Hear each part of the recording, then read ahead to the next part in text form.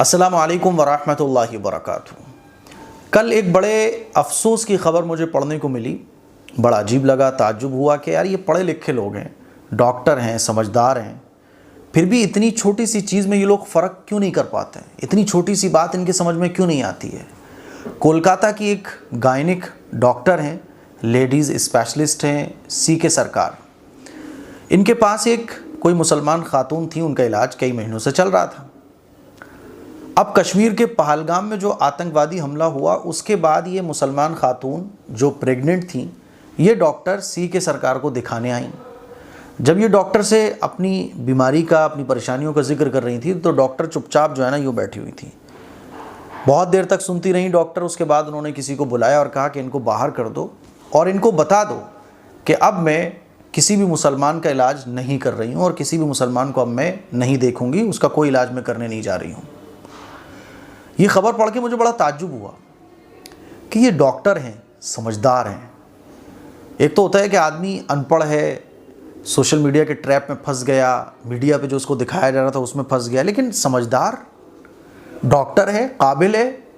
इतनी सी छोटी बात में ये फ़र्क नहीं कर पा रहा है कि हाँ, कश्मीर के पहलगाम में जो आतंकवादी हमला हुआ तो आतंकवादी मजहब पूछ कर मार रहे थे, नफ़रत फैला रहे थे, आतंक फैला रहे थे। लेकिन ये भी तो सच है कि वहीं इस आतंकवादी हमले में जान बचाने वाले वो मुसलमान थे जो अपने कांधों पर लाद लाद कर अपनी टैक्सी में बिठा बिठा कर लोगों को सुरक्षित जगह पर पहुंचा रहे थे। सैयद आदिल, जिसने अपनी जान का नजराना पेश कर दिया, अपने घर का अकेला वो कमाने वाला था। नज़ाकत अली, जिसने 11 से ज़्यादा लोगों की जान बचाई। और वहाँ के मुसलमान जिन्होंने अपने घरों के दरवाजे खोल दिए, मस्जिद के दरवाजे खोल दिए।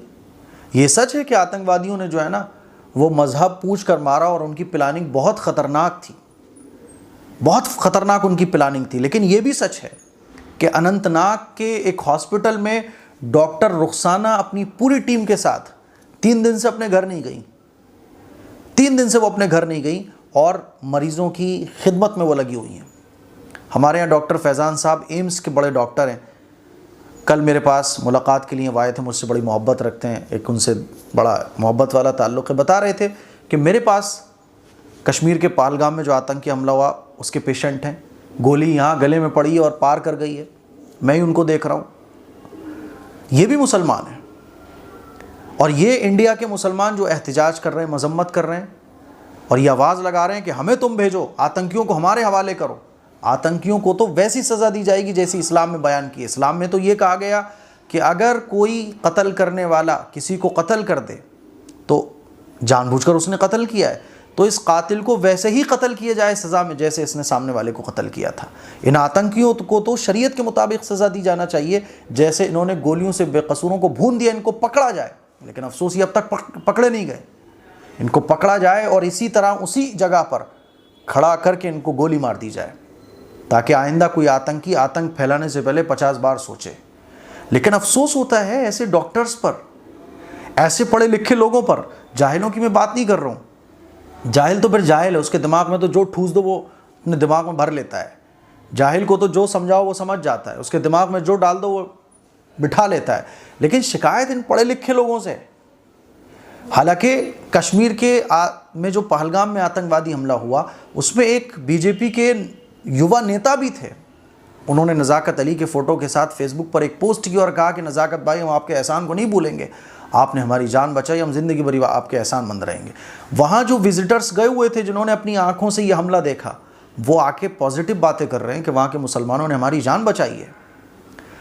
तो इतनी बात समझ नहीं आती इन लोगों के, पढ़े लिखे लोग हैं, काबिल लोग हैं, समझदार लोग हैं, इतनी बात इनके समझ नहीं आती कि वहाँ 3 आतंकवादी जो आए थे वो तो 3-4 थे बस, लेकिन उसके अलावा सैकड़ों बचाने वाले, मस्जिदों को खोलने वाले, अपने घरों के दरवाज़ों को खोलने वाले, हॉस्पिटल में इलाज करने वाले, इंडिया के तमाम उलमा, कैंडल मार्च निकालने वाले कितने मुसलमान। मेरे जैसा एक आलिम जो 6-7 वीडियोस इस पर बना चुका है कि आतंकवादियों को कोई धर्म नहीं होता।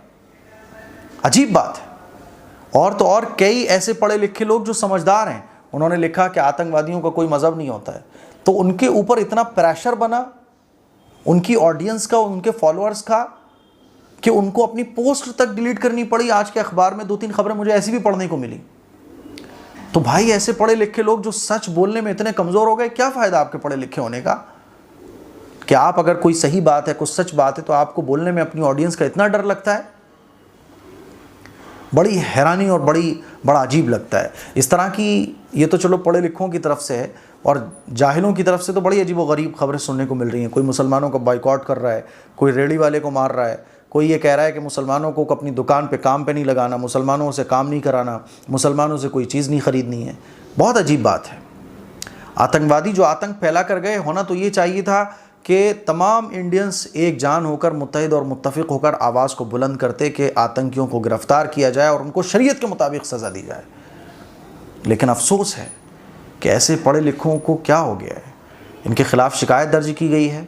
मैं तो ये समझता हूँ कि डॉक्टर्स को चाहिए कि थोड़ा समझदारी का काम, अपना थोड़ा दिमाग लगाएं कि इस्लाम में कहाँ है। हर चीज़ को अगर समझना होता है तो आप किताबों से समझते हो, सोशल मीडिया से नहीं समझते। सोशल मीडिया से जाहिल समझे तो समझ आता है कि उनको सोशल मीडिया से ही सब समझने को मिलता है। लेकिन पढ़ा लिखा आदमी, पढ़ा लिखा तबका अगर ऐसी हरकतें कर रहा हो, और ऐसी एक लंबी लिस्ट है कि पढ़े लिखों की तरफ से इस तरह की चीज़ें सुनने को मिलती हैं, उनका दिमाग किस तरह से काम कर रहा है ये समझने को मिलता है, बड़ा अजीब लगता है। बताइए डॉक्टर सी के सरकार, इनके दिमाग को क्या हो गया? अब ये उस आतंकवादी हमले के बाद जो है ना इलाज नहीं करेंगी। अरे डॉक्टर साहिबा ज़रा देखो, बचाने वाले भी मुसलमान थे। देखो ज़रा प्रोटेस्ट करने वाले कितने मुसलमान हैं। देखो ज़रा मैंने कितनी आयतें कुरान मजीद की पेश की जिसमें मैंने बताया कि इंसानियत और इंसानियत की अहमियत को कुरान में अल्लाह ताला ने कैसे बयान किया है। वो आतंकवादी थे, मुसलमान नहीं थे। वो आतंकवादी जो होता है वो मुसलमान नहीं होता, वो बहरूपिया होता है। वो किसी भी धर्म की शक्ल को, किसी भी धर्म के लिबास को, किसी भी धर्म की बोली को वो अपना सकता है। हमें और आपको ये बात समझना पड़ेगी। अल्लाह ताला हमारे मुल्क की हिफाजत फरमाए। बड़े एक अफसोस की खबर थी। एक बात और मैं इस सिलसिले में बोलना चाहूँगा, अपनी बच्चियों को डॉक्टर्स बनाइए। हमारे मुल्क में मुसलमान डॉक्टर्स की ज़रूरत है। जब ऐसे डॉक्टर मौजूद हों तो मत करो शिकायत, जाने दो यार, ठीक है। हमारी अपनी डॉक्टर्स मौजूद होना चाहिए, हमारे अपने टीचर्स मौजूद होना चाहिए। अपनी बच्चियों को डॉक्टर्स बनाइए, अच्छी गायनिक बनाइए, लेडीज़ स्पेशलिस्ट डॉक्टर बनाइए। मैं आप लोगों से अपील करना चाहता हूँ। अस्सलामु अलैकुम वरहमतुल्लाहि वबरकातुहू।